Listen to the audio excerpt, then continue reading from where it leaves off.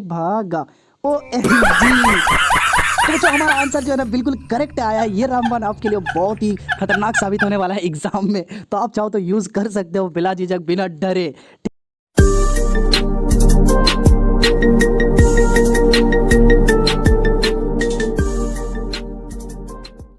Hello बच्चों, प्यारे बच्चों, तो कैसे हैं आप लोग। स्वागत है आप सभी का हमारे चैनल स्मार्ट क्लासेस में। तो बच्चों जैसे कि आपको पता मॉडल मैदान के अंदर आ चुका है फाइनली। अब हमें तैयार होना है और हमें मैदान के अंदर आना है, ठीक है ना। और कहीं ना कहीं इस बार लगता है यार टॉप करना बिल्कुल आसान होगा, क्योंकि स्मार्ट क्लासेस के सारे टीचर आपके लिए आ चुके हैं मैदान में, है ना। आप भी मेहनत करो, साथ ही साथ हम भी आपके साथ मेहनत कर रहे हैं। तो चलो आज हम लोग सोल्यूशन करने जा रहे हैं क्लास 10 साइंस मॉडल प्रश्न पत्र 2023, ठीक है। तो बच्चों मॉडल सोल्यूशन करने से पहले आपको थोड़ा सा बता दें, इस बार जो आपके पास समय है वो कुल 1.5 घंटा का समय है, मार्क्स 40 मार्क्स का है। और आपको भी पता है पहले का जो पैटर्न था हमारा 2018 का 17 का, वो पैटर्न बिल्कुल भी डिफरेंट था, इस हिसाब से कि पहले हम लोगों को ऑब्जेक्टिव क्वेश्चन इस तरह से नहीं मिलता था जैसे इस बार मिल रहा है और 2022 में मिला था। तो कहीं ना कहीं आप लोगों के लिए टॉप करना बहुत ही ज़्यादा आसान होगा, क्योंकि अगर आप ऑब्जेक्टिव में नॉर्मल सा, अगर आपने ऑब्जेक्टिव के अंदर 40 में अप्रोक्स 35 भी लाते हो, चलो एक एवरेज मान के चलता हूँ, और सब्जेक्टिव में आपने 35 लाया है ना, तो भी आपका सिर्फ 10 मार्क्स कहीं ना कहीं रिड्यूस हुआ। तो एक टॉपर के लिए 10 मार्क्स भी बहुत ज़्यादा मायने रखता है। आप कोशिश करना कि आपका मार्क्स 5 से नीचे नहीं जाना चाहिए, ठीक है ना। यानी कि आपका जो मार्क्स कट होगा वो 5 से ज़्यादा नहीं कट होना चाहिए, ठीक है। तो समय के अनुसार हम थोड़ा सा कैलकुलेशन कर लेते हैं कि इस बार हमारे पास है 1.5 घंटा, यानी कि आप सिंपल से हिसाब लगा सकते हो कि हमारे पास 90 मिनट है और टोटल नंबर ऑफ़ क्वेश्चन जो है ना वो 40 है। तो कहीं ना कहीं सर हमें जो टाइम मिल रहा है वो 2.25, यानी कि 2 मिनट 25 सेकंड मिल रहे हैं एक क्वेश्चन को सॉल्व करने के लिए। ये आप लोगों के लिए बहुत ज़्यादा है, मेरे हिसाब से तो बहुत ज़्यादा है बच्चों, क्योंकि आप नॉर्मल सा अंदाज़ा लगा सकते हो कि आपको अगर आंसर आता है तो आप 35 मिनट के अंदर जो है ना सारा क्वेश्चन जो है ना सॉल्व करके निकल जाओगे एग्जाम हॉल से, वरना फिर बिंदास से सो जाओगे। टेंशन बिल्कुल भी नहीं है इस बार, ठीक है। तो आपको बता दूं कि इससे पहले जब हम लोगों ने स्मार्ट क्लासेस के टॉपर से बात किया था कि बच्चों आप लोगों को कितना समय लगा टोटल नंबर ऑफ क्वेश्चन को सॉल्व करने में, तो उनका कहना था कि सर 35 और 40 के बीच में हमारा सारा सॉल्व हो चुका था और हम जो है ना बिल्कुल एस मौज में बैठे हुए थे बिंदास। तो इस बार बच्चों उम्मीद है कि आप उनसे बढ़िया करोगे as compare to batch of 2022, क्योंकि इस बार का जो पैटर्न है वो बिल्कुल आसान है एज़ कम्पेयर टू 2022। तो चलो वीडियो को ज़्यादा लंबा ना करते हुए let's jump to the point, सीधे हम लोग क्वेश्चन की ओर चलते हैं, है ना। तो सर हमारा पहला क्वेश्चन हमारा दाढ़ी बनाने में किस प्रकार के दर्पण का उपयोग किया जाता है। तो बच्चों अगर आप दाढ़ी बनाने के लिए जाते हो सैलून के अंदर तो आपको पता होगा कि सर आप किस दर्पण के सामने बैठते हो। अगर आपको नहीं पता इसका आंसर तो कोई दिक्कत वाली बात नहीं है, इसका आंसर समतल दर्पण होगा, ठीक है। चलो फटाफट से नेक्स्ट में चलते हैं। गोलीय दर्पण में फोकस दूरी एवं वक्रता त्रिज्या के बीच संबंध, इसको मैं थोड़ा सा डायग्राम के थ्रू आपको समझाता हूँ, ठीक है। ये हमारा रहा दर्पण और ये मुख्य अक्ष है ना, ये बिंदु जो है ना ये आपका एफ है, सॉरी लिखने में थोड़ा सा प्रॉब्लम हो रहा है, और ये हमारा सी है, ठीक है। तो बच्चों आपको पता है सी जो है ना सेंटर ऑफ कर्वेचर है और यहाँ से यहाँ तक की दूरी ये आर है। तो नॉर्मल से हमें यहाँ पे क्या देखने को मिल रहा है, जो आर है वो एफ का 2 गुना है ना। तो हम लिख सकते हैं sir R is equal to 2F, है ना। इसी से हमारा नेक्स्ट फॉर्मूला निकलेगा F is equal to R/2, है ना। तो हमारा जो फॉर्मूला निकला वो F is equal to R/2। अब हम यहाँ पर देखेंगे सर हमारा बी नंबर जो है ना F is equal to R/2 बिल्कुल करेक्ट आंसर है, ठीक है, बी नंबर। चलो थर्ड नंबर हमारा है प्रकाश के अपवर्तन की क्रिया में कौन सी भौतिक राशि अपवर्तित रहती है। बच्चों इसका मतलब ये हुआ कि प्रकाश के अपवर्तन की क्रिया में कौन सी भौतिक राशि अपवर्तित रहती है, मतलब कोई मीडियम है जिसके अंदर प्रकाश किरण आ रही है और यहाँ से प्रकाश किरण बाहर जा रही है। तो हम देखेंगे कि कौन सी भौतिक राशि ऐसी है जो मीडियम ए और मीडियम बी, ये अलग मीडियम है, ठीक है, दोनों में नहीं बदलता है, ठीक है। तो हम देखेंगे कि सर आवृत्ति जो है ना वो दोनों मीडियम में सेम रहता है, यानी कि मीडियम ए और मीडियम बी में, ठीक है। तो इसका आंसर हो जाएगा बच्चों ए नंबर, क्योंकि वेग तरंग दैर्घ्य ये दोनों मीडियम ए में और मीडियम बी में चेंज होने के बाद ये दोनों बदल जाता है, ठीक है। अब हमारा फोर्थ नंबर क्वेश्चन है 1 मीटर फोकस दूरी वाले उत्तल लेंस की क्षमता होगी। तो चलो उत्तल लेंस मतलब सर ये वाला लेंस, और हम देखेंगे जो इसका इमेज है वो कहीं ना कहीं प्लस की ओर बनता है, तो हमारा जो आंसर होने वाला है वो प्लस में होने वाला है ना। तो हम देख रहे हैं कि सबसे पहले हमारा आंसर प्लस में होगा। और आपको पता है बच्चों, 1 डायोप्टर उस लेंस की क्षमता होती है जिसकी फोकस दूरी 1 मीटर हो, ठीक है ना। तो यहाँ पर 1 डायोप्टर यानी कि बी नंबर, ठीक है। चलो 5th क्वेश्चन है, 4 डायोप्टर क्षमता वाले अवतल लेंस की फोकस दूरी क्या होगी। अब हमें यहाँ पे सबसे पहले देखो, आपको एक चीज़ देखने को मिल रहा है कि सर यहाँ पे जो आंसर है ना वो सेंटीमीटर में दिया हुआ है, हालांकि मीटर में होना चाहिए था, तो सेंटीमीटर में। तो हम क्या करेंगे, पहले मीटर में आंसर निकालेंगे और उसके बाद सेंटीमीटर में उसको कन्वर्ट कर देंगे, ठीक है। तो इसका अगर हम फॉर्मूला देखेंगे कि हमें जो है ना पावर, पहले हम फॉर्मूला लिख लेते हैं sir, P is equal to 1/f और F is equal to 1/p, इस तरह का फॉर्मूला होता है, ठीक है। तो यहाँ पर हम देख रहे हैं कि सर हमें जो है ना वो P दिया हुआ है और F निकालना है, फोकस दूरी निकालना है, तो हो जाएगा 1/4, ठीक है। और ये हो जाएगा 0.25, ठीक है। ये हमारा निकला मीटर में। अब इसको हम सेंटीमीटर में कन्वर्ट करेंगे तो नॉर्मल सा मल्टीप्लाई बाय 100, है ना। तो आंसर क्या निकलेगा सर, 25, ये दोनों कट जाएगा, है ना। तो यहाँ पे 25 सेंटीमीटर कहाँ पे है हमारा, अच्छा बी नंबर, ठीक है। ये देखो 25 सेंटीमीटर, ठीक है। समझ में आ गया। तो बच्चों अगर आपको समझ में आया तो प्लीज़ एक लाइक ज़रूर कर देना और चैनल को भी सब्सक्राइब कर लेना, ठीक है ना। चलो आगे बढ़ते हैं। 6 नंबर, वाहन के अग्रदीपों में किस दर्पण का उपयोग किया जाता है। तो बच्चों कंफ्यूज बिल्कुल भी मत होना, क्योंकि आप वैसे भी लेजेंड हो। और अगर आपको नहीं पता कि स्मार्ट क्लासेस जो है ना हमेशा स्मार्ट स्टूडेंट तैयार करता है ना, आप भी स्मार्ट बनो, ठीक है। तो यहाँ पे हम देखेंगे कि सर वाहन के अग्रदीप और साइड मिरर दोनों में फ़र्क है। वाहन के आगे में जो हेडलाइट्स आपको दिखते हैं, हेडलाइट्स है ना, वो उनमें जो है ना अवतल दर्पण होता है, जबकि वाहन के साइड मिरर जो होते हैं वो उत्तल दर्पण होते हैं, ठीक है ना, उनमें उत्तल दर्पण होते हैं। और आपको फ्रंट में जो लगा हुआ दिखता है और ड्राइवर के सामने, वो समतल दर्पण होता है, ठीक है। तो हम यहाँ पर देखेंगे सर आगे हमें अग्रदीप का कह रहा है, यानी कि आगे जो होता है लाइट वाला, तो उसमें अवतल दर्पण होता है, तो हमारा आंसर ए हो जाएगा, ठीक है। हमारा क्वेश्चन नंबर 7 है, मानव नेत्र के जिस भाग पर किसी वस्तु का प्रतिबिंब बनता है वो है। तो सर हमें पता है कि मानव नेत्र के जिस भाग पर वस्तु का प्रतिबिंब बनता है उसे सर रेटिना कहते हैं, ठीक है। इंग्लिश में रेटिना और हिंदी में दृष्टिपटल कहते हैं उसे। तो आंसर जो है ना वो हमारा डी हो जाएगा, ठीक है। हमारा क्वेश्चन नंबर 8 कह रहा है, सामान्य नेत्र का दूरबिंदु क्या है, ठीक है। तो सर हमें पता है सामान्य नेत्र का दूरबिंदु है ना, दूरबिंदु आपका अनंत है, जबकि निकट बिंदु 25 सेंटीमीटर है ना। तो सर यहाँ पे हमें दूरबिंदु पूछ रहा है, इसीलिए हम यहाँ टिक करने वाले हैं आंसर डी। अगर बच्चों आपसे निकट बिंदु कहे तो हम जो है ना 25 सेंटीमीटर टिक करने वाले हैं, ठीक है। चलो अब हमारा क्वेश्चन नंबर 9 है, नेत्र में जाने वाली प्रकाश की मात्रा का नियंत्रण कौन करता है। तो बच्चों हमें नॉर्मल सा पता है कि सर नेत्र में जाने वाली प्रकाश किरण का नियंत्रण हमारा परितारिका करता है, यानी कि आंसर सी, ठीक है। चलो 10 नंबर, मानव नेत्र में प्रतिबिंब की प्रकृति क्या होती है। बच्चों मानव नेत्र में आपको पहले भी बता चुका था मैं, लेक्चर अगर आपने देखा होगा तो होता है सर उल्टा और वास्तविक, इसे हम कहते हैं वास्तविक तथा उल्टा, ठीक है। थोड़ा बहुत इधर उधर तो बनता है, चलेगा, है ना। तो उल्टा और वास्तविक, ठीक है। अब अगला जो क्वेश्चन है हमारा क्वेश्चन नंबर 11, 1 किलो वाट घंटा निम्न में से किसकी इकाई है। तो बच्चों 1 किलो वाट घंटा बताओ फटाफट से। तो बच्चों हमें पता है ऊर्जा, है ना, ऊर्जा का जो है ना व्यावसायिक मात्रक भी इसे कहते हैं, किलो वाट घंटा को, ठीक है। तो चलो अब अगला क्वेश्चन हम देख लेते हैं। क्वेश्चन नंबर 12 हमारा कह रहा है, कूलम किसका SI मात्रक है। तो बच्चों ये सवाल तो दिल खुश कर दिया यार। कूलम किसका SI मात्रक है बच्चों, विद्युत आवेश का, ठीक है। आंसर ए है ना। आगे चलते हैं फटाक से।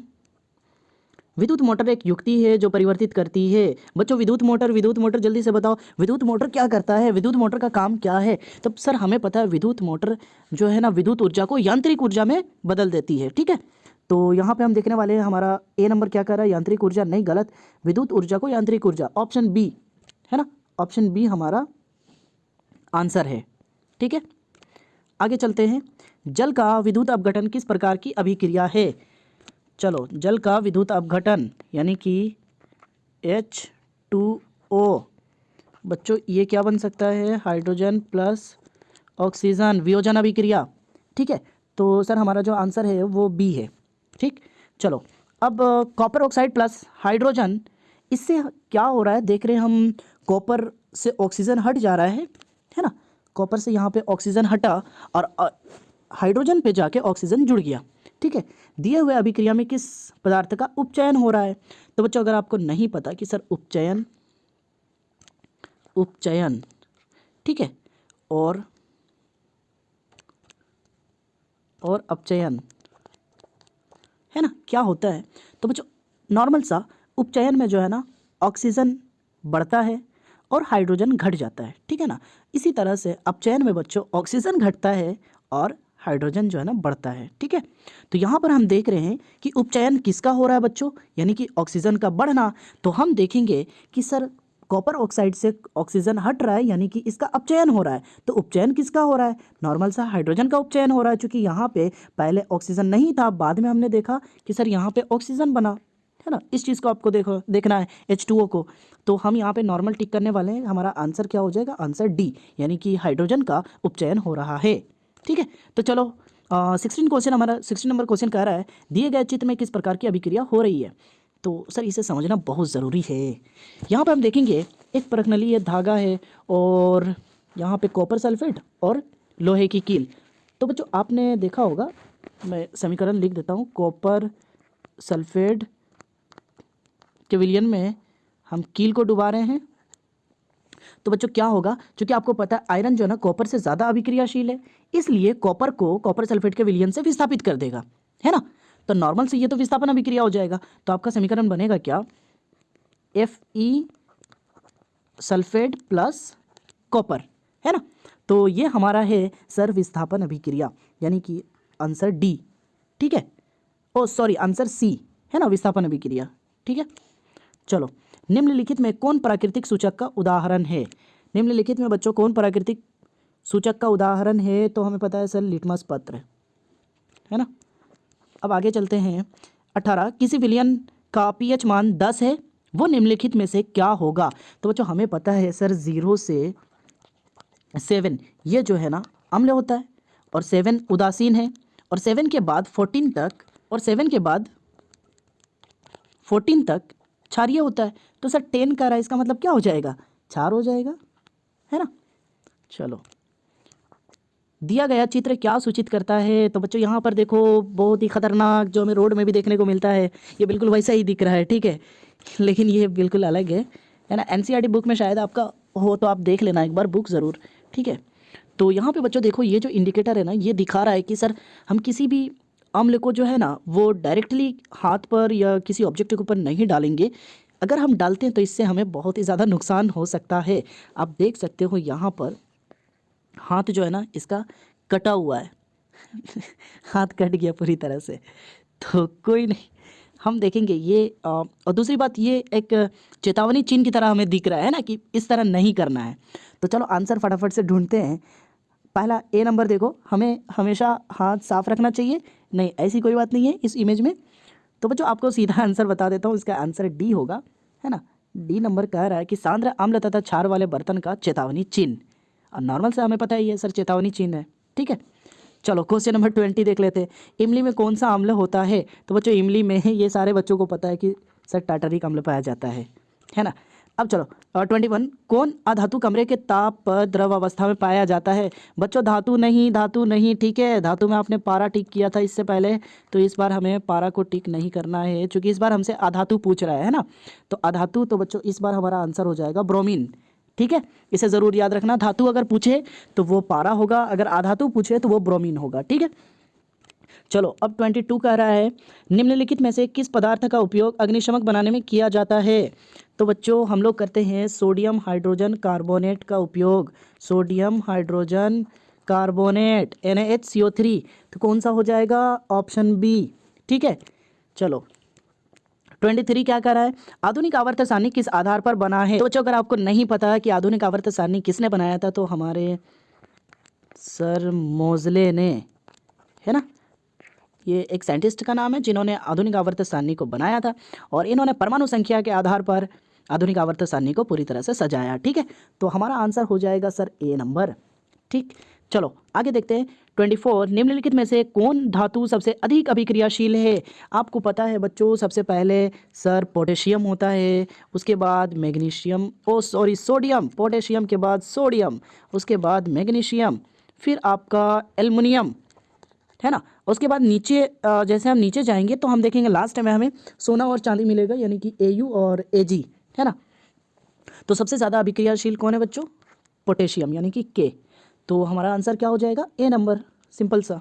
ठीक है, तो चलो 25 है, पृथ्वी की भूपर्पटी में प्राकृतिक रूप से पाए जाने वाले तत्व या यौगिक को कहते हैं। तो बच्चों सिंपल सा खनिज कहते हैं बच्चों, ये शायद आपको पता है, हमें बताने की ज़रूरत बिल्कुल भी नहीं है ना, खनिज कहते हैं। अब हमारा क्वेश्चन नंबर 26 कह रहा है प्रोपेनॉल में कौन अभिक्रियाशील समूह मौजूद है? प्रोपेनॉल, तो बच्चों फटाफट से प्रोपेनॉल में कौन सा अभिक्रियाशील समूह मौजूद है? आपको पता है सर, प्रोपेनॉल यानी कि एल्कोहल समूह मौजूद है प्रोपेनॉल के अंदर। तो एल्कोहल कहाँ चला गया भाई साहब? यहाँ पर। ठीक है, चलो 27 कह रहा है प्रकाश संश्लेषण प्रक्रिया में निम्नलिखित में क्या नहीं होता? ओ भाई साहब, एक क्वेश्चन हमारा रहता है क्या होता है, और यहाँ पूछ रहा है क्या नहीं होता है। ठीक है, तो जल का टूटना, ये नहीं होता है क्या? सर होता है। ऑक्सीजन का मुक्त होना, अरे भाई साहब ऑक्सीजन निकलता तब तो हम लोग लेते हैं। कार्बन डाइऑक्साइड का मुक्त होना, ओ चलो ये हमारा आंसर मिल चुका है बच्चों, कार्बन डाइऑक्साइड मुक्त नहीं होता है। ठीक है ना। चलो अब हम देखेंगे फ्लोएम से खाद्य पदार्थों का परिवहन पौधों में किस दिशा में होता है? बच्चों आपको बता दें, रुको मैं पहले एक पौधा बना लेता हूँ। ठीक है, फटाफट से इस तरह, वाह बहुत ही सुंदर। ठीक है, और ये हमारा डाली है। रुको मैं पत्ता बना लेता हूँ। टिट, ये पूरी तरह से हो चुका है ना। अब इधर भी डाली है, इधर भी डाली है, इधर डाली है। अब बच्चों आपको पता है प्रकाश संश्लेषण प्रक्रिया द्वारा भोजन कहाँ पे बनता है? पत्तों में बनता है। और पत्तों से ये सीधा जाने वाला है ऊपर भी, और रुको शायद आपको नहीं दिख रहा होगा, है ना। तो ये जाएगा, आपका जो भोजन है वो ऊपर भी जाएगा और नीचे भी आएगा, है ना। जड़ों में भी तो जाना है ना, फिर तना में आएगा, फिर ऊपर जो डालियाँ गई है उसमें भी जाएगा। तो हम देख रहे हैं सर ऊपर और नीचे दोनों दिशाओं में जाएगा, है ना। तो नॉर्मल सा हमारा आंसर क्या होने वाला है? केवल ऊपर की ओर बिल्कुल नहीं, केवल नीचे की ओर ये भी नहीं, ऊपर और नीचे दोनों की ओर। हाँ हम कह सकते हैं सर ऊपर और नीचे दोनों की ओर परिवहन होगा। ठीक है, चलो हमारा क्वेश्चन नंबर 29 कह रहा है वृक्क की रचनात्मक तथा क्रियात्मक इकाई को क्या कहते हैं?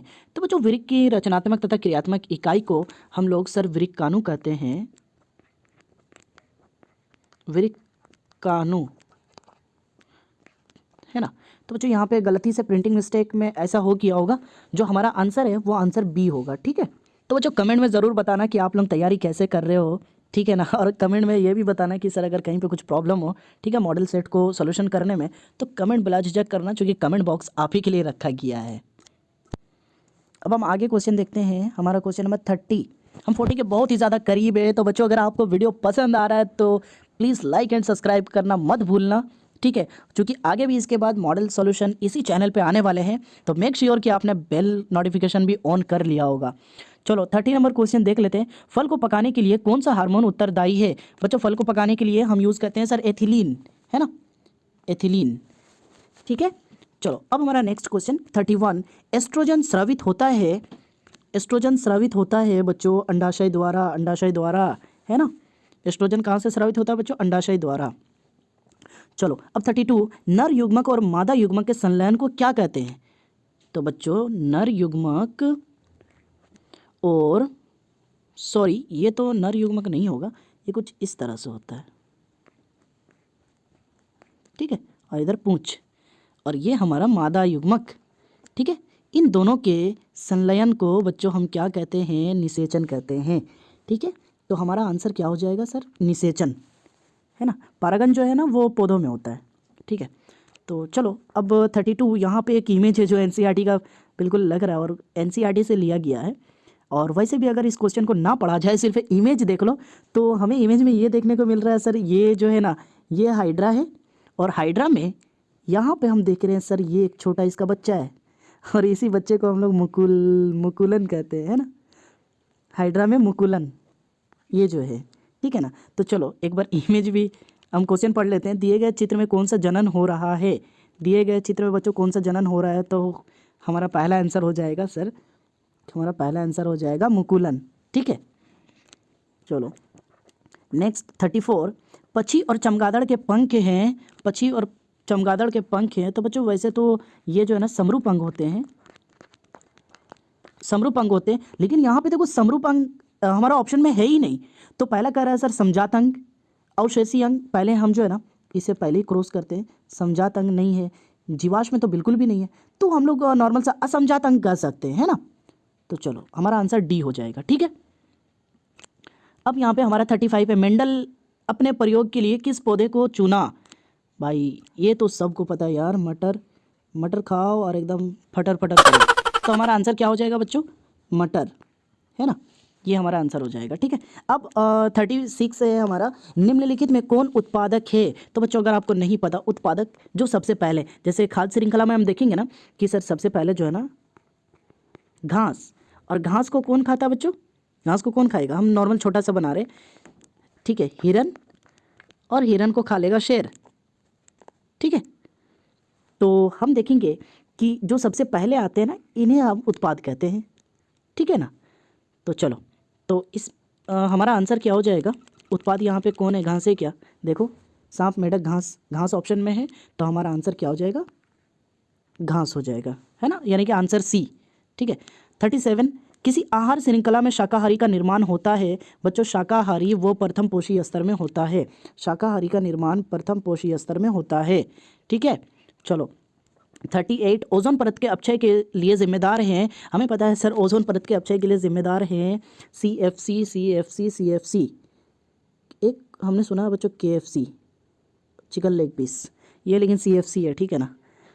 चलो अब नेक्स्ट देखते हैं 39।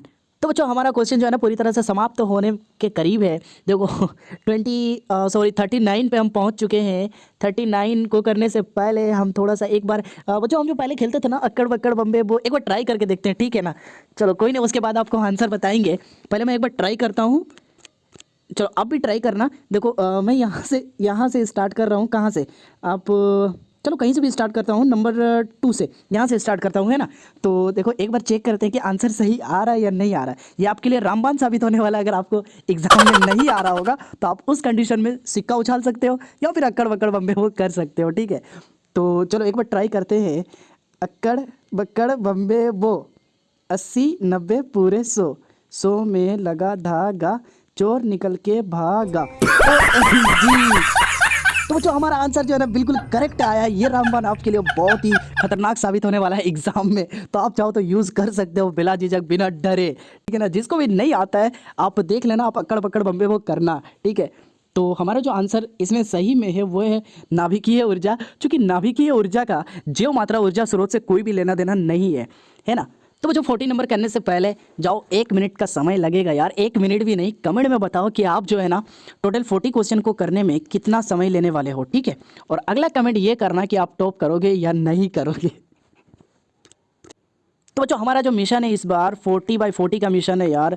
तो जाके अपना कमेंट डालो #40/40, ठीक है ना। बच्चों सारे बच्चों जितने भी लोग वीडियो को देख रहे हो प्लीज़ यार कमेंट में ज़रूर #40/40 डालना, ताकि हमें अंदाज़ा हो जाए कि आप इस मर्तबा ज़रूर टॉप करोगे, ठीक है। तो चलो हमारा क्वेश्चन 40 ख़त्म करते हैं और आपसे अलविदा लेते हैं। क्वेश्चन 40 ये कह रहा है, क्वेश्चन 40 कह रहा है हमसे, पवन ऊर्जा उत्पादन के लिए पवन की चाल न्यूनतम कितनी होनी चाहिए। तो बच्चों हमें पता है पवन ऊर्जा उत्पादन के लिए जो न्यूनतम चाल है वो 15 किलोमीटर पर आवर होनी चाहिए, ठीक है ना। तो हमारा जो आंसर है वो आंसर ए नंबर है, 15 किलोमीटर पर आवर, ठीक है। तो जाओ फटाफट से कमेंट करो यार #40/40, और कमेंट पूरी तरह से भर जाना चाहिए 40/40, #40/40 डालो एकदम बढ़िया से, ठीक है। और तैयारी करो बढ़िया से। तब तक के लिए take care, bye bye and अल्लाह हाफिज़।